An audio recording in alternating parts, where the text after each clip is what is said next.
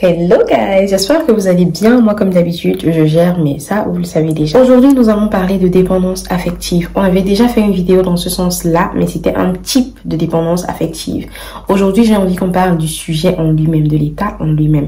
Je vous avais dit qu'on allait faire une série de vidéos concernant la dépendance affective parce que c'est un sujet super vaste. Donc restez scotchés.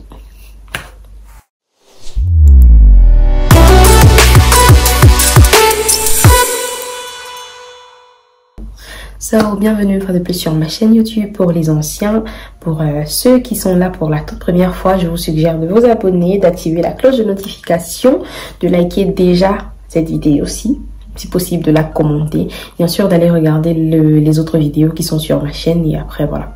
Ici on parle de santé mentale, mais on parle aussi de choses diverses qui peuvent tourner autour de la santé mentale ou encore des choses de la vie simplement. Donc voilà un peu le topo.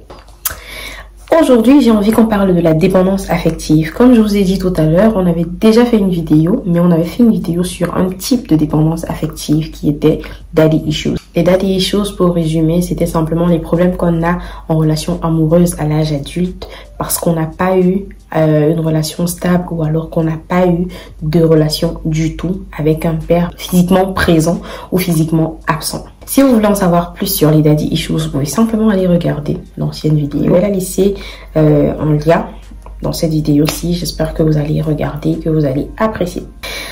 On parlait donc de dépendance affective. Je vous avais dit que c'est un sujet assez vaste. Un sujet mais vraiment assez vaste parce que la dépendance affective ne concerne pas que les amoureux. La dépendance affective concerne vraiment tout notre monde social. Ça peut être en amitié, ça peut être professionnel, ça peut être bref. La dépendance affective est hyper vaste. Maintenant, qu'est-ce que c'est que la dépendance affective? La dépendance affective, c'est simplement le besoin ou alors la grande nécessité d'avoir l'affection des autres. Maintenant, on parle de dépendance quand cet amour qu'on recherche chez les autres, là, quand cet amour qu'on considère comme une nécessité ou comme un grand besoin devient un élément phare de notre vie, quand on a l'impression qu'on ne peut pas faire sans, quand on a l'impression qu'il nous le faut ou alors on ne peut pas vivre normalement, on devient malade. Donc oui, c'est là qu'on parle de dépendance. Tout ça veut simplement dire qu'on dépend complètement des facteurs extérieurs, de ce que les autres ont à nous apporter, de ce que les autres ont à nous donner. Donc, on se retrouve dans un état où on a besoin. On se dit qu'il nous faut cet amour-là, qu'il nous faut l'affection des autres pour pouvoir être en vie, pour pouvoir respirer. C'est un peu comme notre oxygène. Et on s'y attache tellement, mais tellement que ça peut devenir toxique.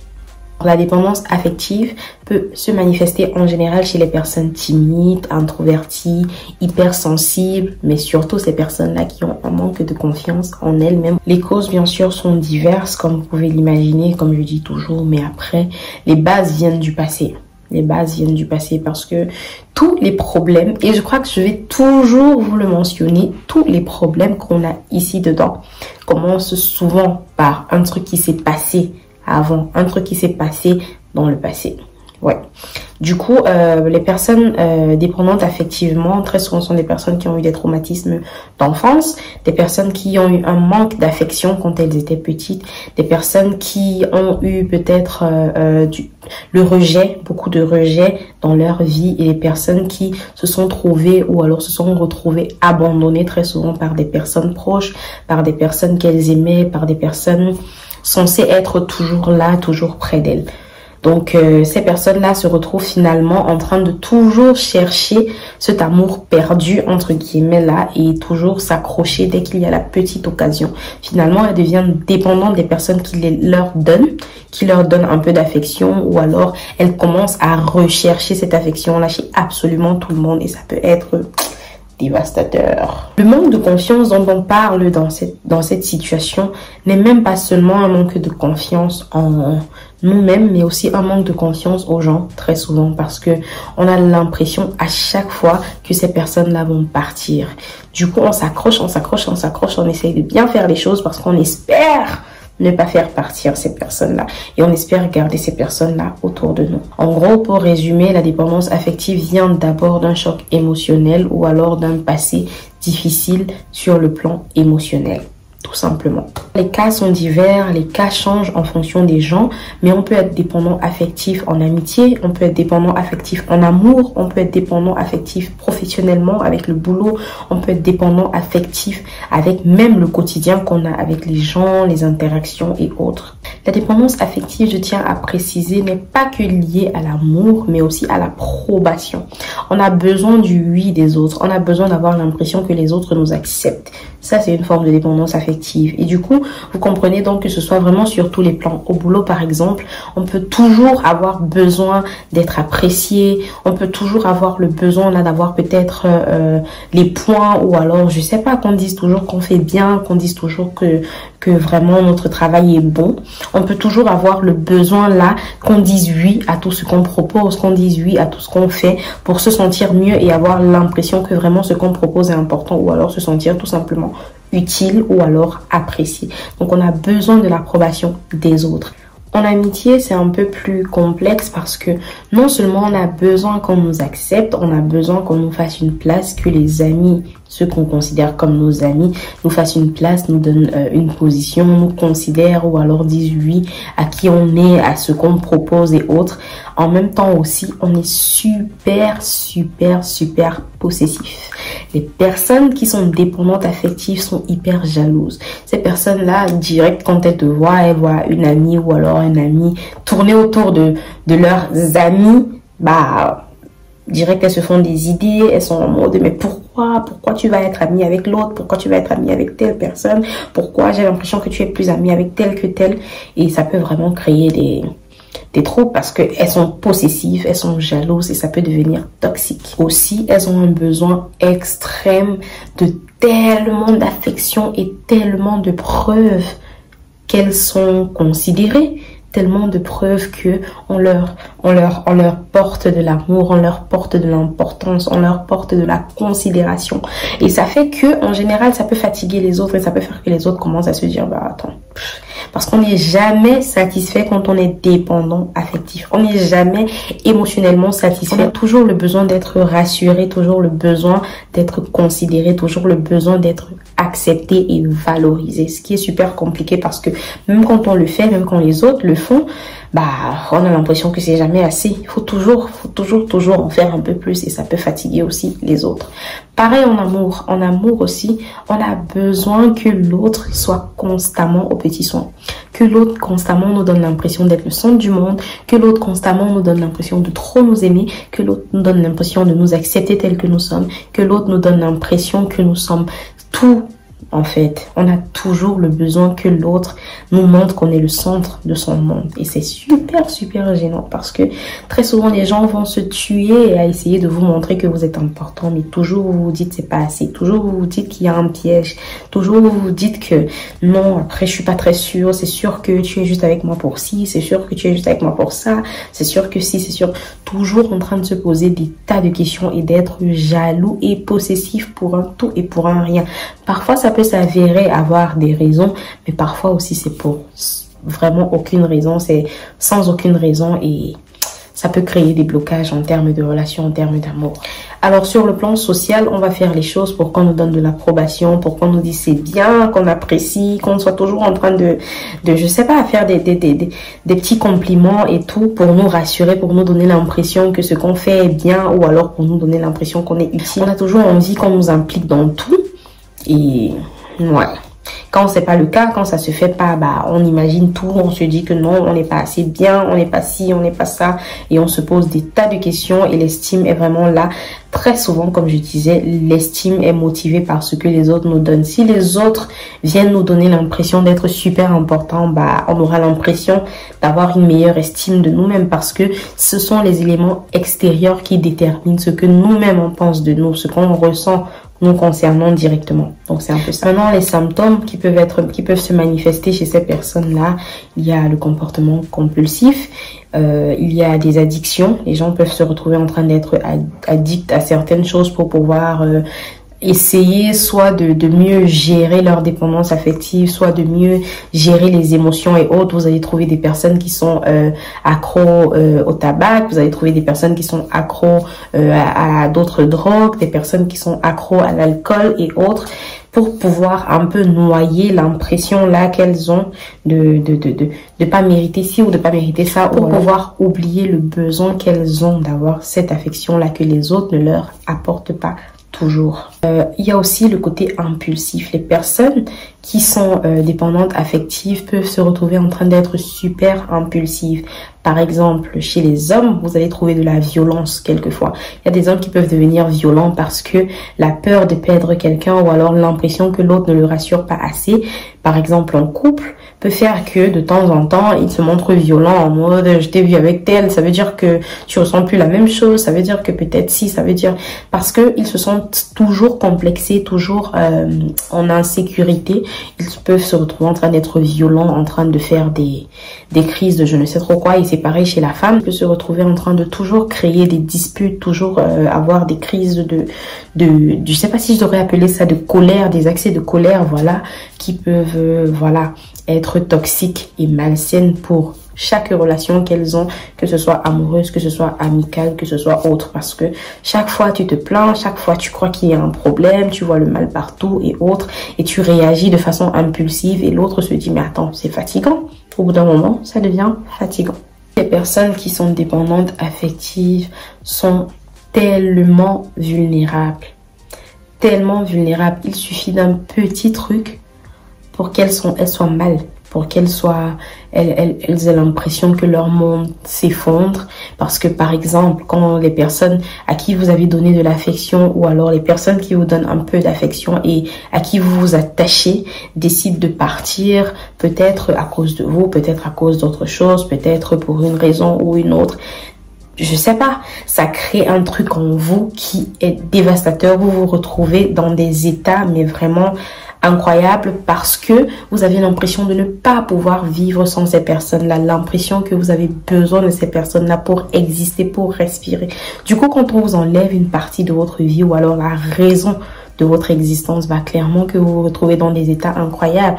Vous aurez des personnes anxieuses, vous aurez des personnes dépressives même carrément parce que elles n'ont pas eu l'affection qu'elles attendaient venant des personnes auxquelles elles se sont attachées. La vulnérabilité dont on parle aussi, c'est une vulnérabilité même qui fait qu'on n'accepte pas les critiques, on n'accepte pas le négatif. Dès que quelqu'un va nous critiquer, on prend mal. Dès que quelqu'un va pas apprécier un truc, on prend mal. Dès que quelqu'un qui va juste nous dire ok, j'ai pas aimé ce que tu as fait, on va commencer à trop se remettre en question et commencer à se dire que il y a un truc forcément, qu'on ait un problème, qu'on ait un poids, qu'on ait une mauvaise herbe. Et après, ça crée tellement de trucs. Encore, vous allez voir des personnes qui sont super complexées et toujours qui ont des problèmes d'anxiété et de stress et autres parce que elles ont l'impression de ne pas être assez pour l'environnement dans lequel elles sont. L'impression de ne pas être acceptées, l'impression d'être différent, l'impression d'avoir des lacunes et voilà, ne pas bien gérer ces choses-là. Et ça peut être super toxique parce que il faut que l'autre nous dise que nous sommes bien. Et une fois qu'on nous dit le contraire, une fois que quelqu'un va venir vous dire non, on n'apprécie pas, non, franchement tu peux faire mieux, franchement il y a mieux, franchement si, franchement ça. Ça crée tout un trouble incroyable dans la tête, on a envie d'exploser, on a envie de se cacher, on commence à se remettre en question, on commence à se dire qu'il y a forcément des choses qui manquent, on stresse, l'anxiété prend le dessus et après le complexe et autres, ça fait qu'on se renferme un peu plus et que voilà, parfois ça peut mener à la dépression. Aussi, la personne dépendante affective est super négative. Elle a tout le temps des idées négatives, des pensées négatives qui lui passent par la tête. Elle a tout le temps l'impression, elle est tout le temps en train de se dire, qu'est-ce qu'on pense de moi, qu'est-ce qu'on va dire de moi. Et c'est jamais positif, c'est toujours, je suis sûre que ces personnes ne vont pas apprécier, je suis sûre que ces personnes ne m'apprécient pas, je suis sûre que je ne suis pas jolie, je suis sûre que je suis pas beau, je suis sûre que je ne suis pas ci, je suis sûre que je ne suis pas ça, que je n'ai pas ci, que je n'ai pas ça. C'est toujours beaucoup de questionnements et beaucoup de pensées négatives dans la tête. Et on a besoin que les autres dehors viennent nous dire que non, tu ne devrais pas penser comme ça, mais machin et tout. Sauf que même quand ces personnes-là font ça, toujours c'est pas assez. Toujours on a l'impression que ces personnes-là font ça juste pour essayer de nous convaincre. Et on se dit, non, je suis pas très sûre, je sais pas trop. Mais après, si cette personne-ci est quand même avec moi, je devrais quand même m'accrocher. Mais dès que la personne fait le premier fois, mais tu avais dit que tu m'aimais bien, pourquoi finalement si? Pourquoi? Ça veut dire qu'en fait, il y a tel qui est mieux que moi. C'est toujours négatif dans la tête, toujours des pensées qui viennent troubler tout ce qui se passe dans nos vies en fait. Il faut mentionner encore que la dépendance affective est toxique.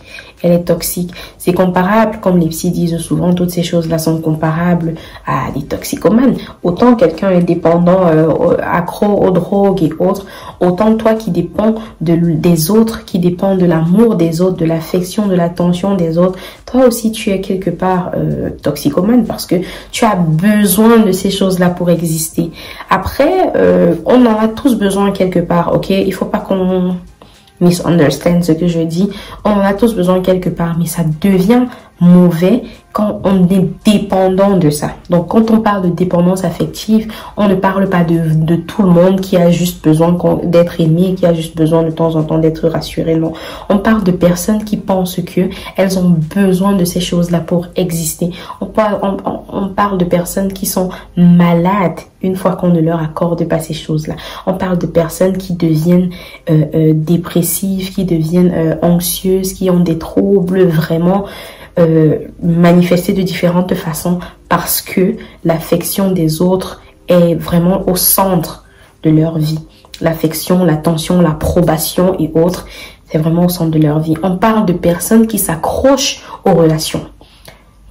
S'accrocher aux relations vraiment en mode, que ce soit en amour, que ce soit en amitié. Parfois même, tu vas avoir des personnes qui vivent des supplices dans ces relations-là, des personnes qu'on maltraite, des personnes qui sont malmenées, qui sont maltraitées, mais qui restent ou alors qui s'y accrochent parce qu'elles se disent que c'est tout ce qu'elles peuvent avoir. Elles se disent que c'est tout ce qu'il faut à leur vie pour pouvoir exister, pour pouvoir respirer. C'est de ces personnes-là qu'on parle quand on parle de dépendants, quand on parle de toxicomanes. Et c'est là que c'est dangereux parce que c'est malsain, parce que s'accrocher à des facteurs extérieurs pour pouvoir exister, c'est malsain. S'accrocher à des personnes autour de nous pour pouvoir respirer, c'est malsain.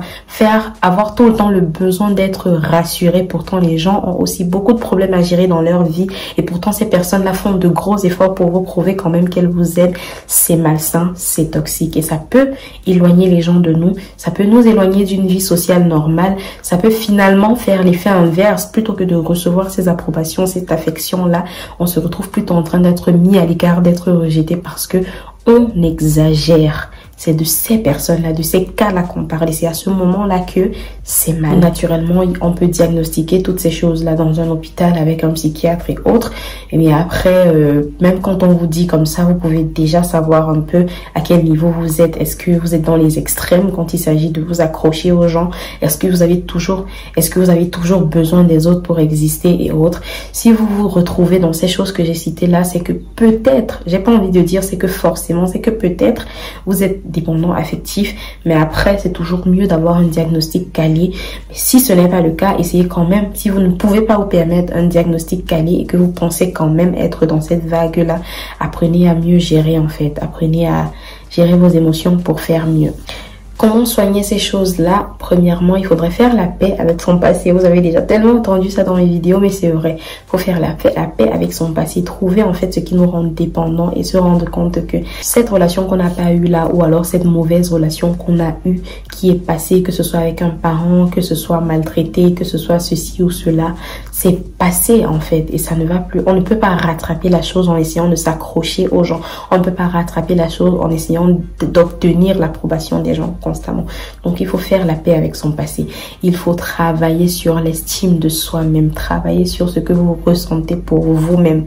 Apprenez à créer une relation avec vous pour que ce que les autres apportent dans vos vies soit juste un plus mais pas un élément de base.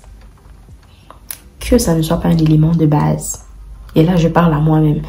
Ce que les autres nous donnent, ça ne devrait pas être l'élément phare, mais ça devrait juste être un plus. Mais d'abord, vous-même apprenez à vous donner de l'affection et de l'amour. Ça va tellement vous aider. Tellement, c'est tellement important.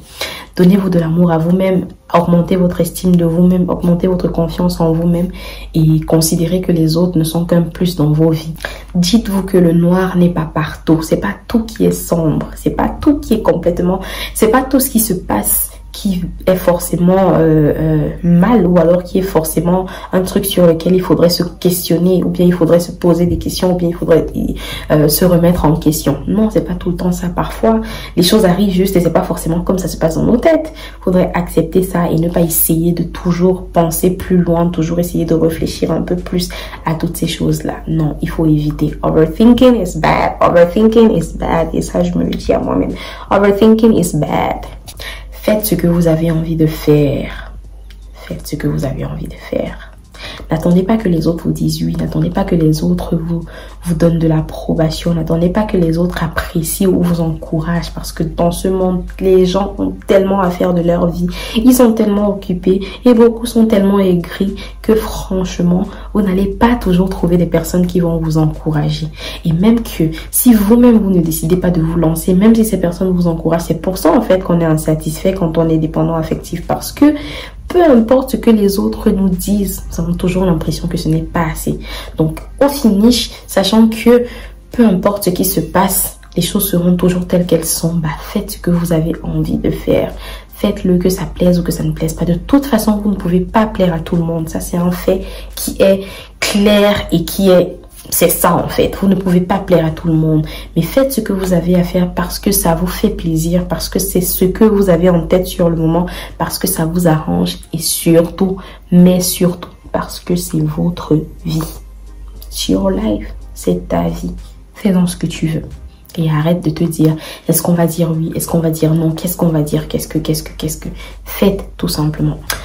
Lastly, but not the least, forcément que c'est pas tout, mais après, je vais m'arrêter là, je vais dire si c'est que ça persiste et que vous vous rendez compte que ça devient vraiment toxique pour votre vie et que vous ne trouvez pas de solution de vous-même ou alors vous n'arrivez pas à faire ces choses-ci de vous-même, bah, allez vers un spécialiste, allez voir un psy qui va vous orienter, qui va vous aider et vous suivre dans votre processus de guérison et vous aider à pouvoir mieux canaliser vos émotions, à faire la paix avec votre passé et à savoir comment vous redonner de la motivation personnelle.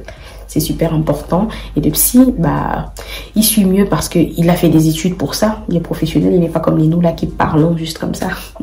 Lui quand même, il sait de quoi il parle. Donc si vous en avez besoin, si vous sentez que c'est chaud, allez voir un psy. Ça ne fait pas de vous des personnes faibles. Au contraire, ça demande beaucoup de courage d'aller voir un médecin pour demander de l'aide. Faites-le. So, nous sommes arrivés au terme de cette vidéo. J'espère que vous avez apprécié. Comme je vous disais, on va encore en parler quelquefois parce qu'il y a encore certains types de dépendance affective que nous devons toucher de façon un peu plus profonde ou alors un peu plus précise. Du coup, on va en reparler forcément. Je vous ai dit qu'on allait faire une série de vidéos sur la dépendance affective. Là, j'avais juste besoin qu'on ait un peu une idée de gros, une vraie idée de l'état même en fait en question. Du coup, j'espère que vous avez apprécié. Si jamais vous êtes arrivé à ce niveau de la vidéo, c'est que vous avez forcément un peu apprécié tout mon charabia, tout ce que j'ai raconté. Alors, s'il vous plaît, laissez un pouce, laissez un commentaire si possible. Vous pouvez me proposer des thèmes, vous pouvez me proposer des sujets. Et voilà quoi. Abonnez-vous si vous n'êtes pas encore abonné. Activez la cloche de notification et partagez si possible.